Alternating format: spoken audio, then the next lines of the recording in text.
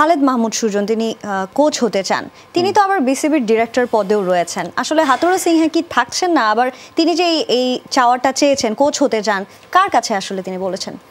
আসলে এটা খুব অবাক বিষয় যে আপনি নিজে যমুনা টিভিতে স্পোর্টসে কাজ করেন, আবার দাবি তুলছেন এই নিউজটা স্পোর্টসে যাওয়া উচিত। আপনি আসলে কার কাছে দাবি করছেন? অফিসের অন্য লোকের কাছে দাবি তুলবেন?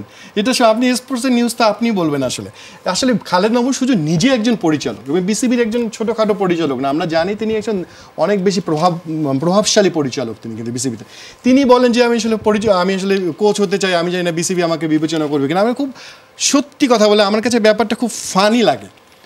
তিনি কি নিজের কাছে দাবি করেন যে আমি আসলে কোচ হতে চাই? তিনি যদি এই দাবিটা করেন, তার উচিত ক্রিকেট বোর্ড আগে পদত্যাগ করা পরিচালক হিসেবে। পদত্যাগ করার পর যদি তিনি বলেন আমি আসলে কোচ হন, উনি যোগ্যতা অবশ্যই আছেন। তিনি আবাহনীকে অসংখ্যবার চ্যাম্পিয়ন করেছেন, বাংলাদেশ ন্যাশনাল টিমের সাথে কাজ করেছেন, তার এবিলিটি নিয়ে আমার কোনো সন্দেহ নেই। সমস্যা হচ্ছে আপনি পরিচালক হয়ে, নীতি নির্ধারক হয়ে আবার নীতি নির্ধারক হয়ে বলছেন যে আসলে আমার তো আসলে কোচ হওয়া উচিত, কোচ হতে চাই বা এরকম দায়িত্ব নেওয়া উচিত।